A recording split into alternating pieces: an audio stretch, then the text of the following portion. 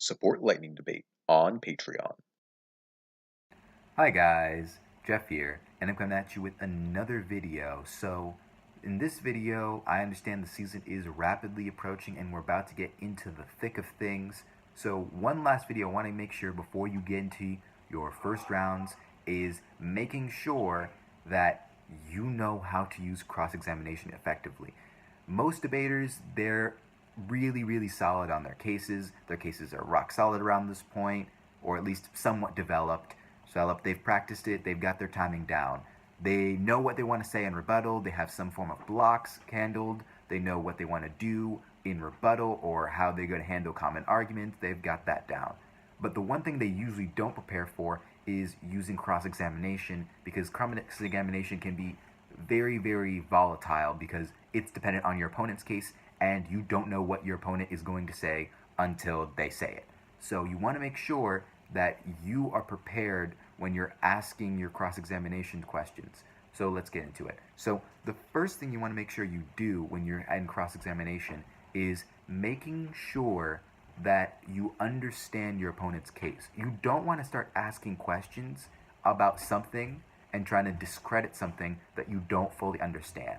What I like to do is at the beginning of the debate, as soon as cross-examination starts, I like to go, okay, let me just run down your case real quick, make sure I got everything. I go value criterion or framework if they just have a framework, contention 1, contention 2, contention 3, just say the taglines, all right, and then ask, did I miss anything?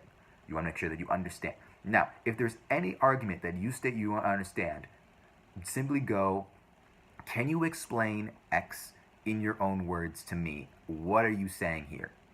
All right, and then have them explain it. You don't want to let them go on too long because this is your cross-examination time. So as soon as you get it, you want to cut them off a little. Okay, thank you. All right, now once you understand them and understand their arguments, then you want to go into your meat of the cross-examination. And this is where you start to use tactics like reductio ad absurdum. Now, another key thing you want to make sure you do is making sure you go in order. You don't want to be bouncing all around. I have trouble with this myself. I'm a little disorganized on the flow, but you want to make sure that you stay away from this and make sure you go directly top to bottom on the flow. You want to start with a framework, then contention 1, contention 2, contention 3 with all your questions to make sure it flows cleanly on the paper for the judge and stays clear in their mind. So you want to start with the framework. And the best way to attack the framework is, like I said before, reductio ad absurdum. So what is reductio ad absurdum? I covered it more extensively in my rebuttal and closing video for LD for Dummies. So if you want to get into that, you probably want to check that section out. Link will be in the description. But the basically crash course on reductio ad absurdum, it's basically trying to make their premise sound ridiculous. Saying if you apply this idea to everything, it won't make any sense. An example that's commonly used is saying, okay, abortion is wrong because it destroys the potential for life, if you're preventing potential life from being realized. So the counter argument to that, or the reductio ad absurdum, is saying, okay, if preventing potential life is wrong, then use of any contraception would also be wrong, because that also does function the same thing as abortion, where you are preventing life to be developed. So if you're saying that abortion is wrong, then any contraception should be wrong by that logic. So you want to make those sort of arguments, depending on your opponent's framework, on trying to attack their framework to be somewhat ridiculous. And this will help you later in the debate when you're trying to maximize or push your framework to be the one that the judge votes on, because when you spend all your time in your rebuttal explaining why their framework it shouldn't be followed or is somewhat ridiculous, you're wasting time because you're spending more time explaining it rather than extending arguments that will give you actual offense on the flow. Whereas if you use your cross-examination to establish this, all you have to do is refer back to cross-examination and say, okay, remember when I tell them in cross-examination they can't, this scenario, it shows them how ridiculous their framework is. We shouldn't be using framework, we should my framework, and then extend that into impacts on your offense for why your framework is good, why you meet your framework, extend your contentions and how they impact your framework, and those sort of things. Those are going to help you make sure your rebuttals are cleaner just by making this one adjustment in cross-examination.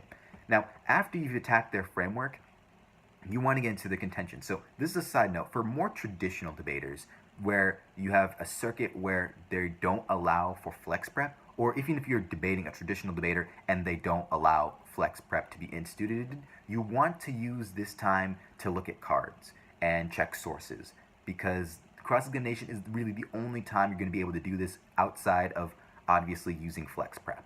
If you are debating against a debater that allows for flex prep, or debating in a circuit that it's customary to use flex prep. So when you do that, you want to make sure that you are spending your time to ask about, okay, can I see that card? Can I see that source? And make sure that your opponent is keeping things above the belt with their sources and making sure that their evidence is sound in some way. Those are things that you're going to want to be able to do, and it's especially important to do in PF and LD, because in PF, it's most of the time that you're going to have a lot of people calling for sources because it's so evidence heavy, and in LD because a lot of times in LD you're more prone to seeing people faking sources or using less reliable sources, so you want to call those out and making sure that those arguments don't stay on the table because of their unreliability. Alright, after you've made sure that your sources are correct, or the cards are at least legitimate, and you are able to be able to understand the intricacies of how you're going to attack the card itself, or if you aren't going to attack the card, just leave it at that. You want to get into cross applications. So you want to ask them questions to understand, okay, understand methodology. If you can't find methodology, you want to ask them cases on sample size. You want to ask them about context. You want to ask them those sort of questions. And those will change. What type of questions you ask them about your contentions are going to change based off the actual argument. So you want to make sure that you're flexible and make sure you want to try to understand and then try to discredit and use reductio ad externa on the contentions. Now after that, you want to get into win conditions. So you want to ask your opponent, okay, what do you need to do in order to win? So if they say, if I achieve my framework, I win, then you say, okay, thank you. Because now that you say, I achieve my framework, now you them ask the question, okay, if I achieve your framework, do I win? This usually is met with a yes, because if they say no, then this leads into the question why, and usually they can't answer why. If they give you an answer why, it's usually something convoluted or incorrect, and you can just point this out in the rebuttals. You're wasting your time trying to ask them further after this point. What I suggest to do if they tell you no and they give you a convoluted reason why is to A, read a theory shell and have a reciprocity as the voter, basically saying that they're locking you out of the debate by making it impossible for you to win on their framework. Even if you win on their framework, they still say you can't win, which is unfair, because if they win their framework, then they win automatically, and that's not going to make for good debate, because there's no way for me to win now. It's going to be harder without theory, but if you live in a circuit where theory is not looked upon favorably, it's going to be a little harder to do without it. But it's still possible to try to win on both frameworks and try to get the win that way.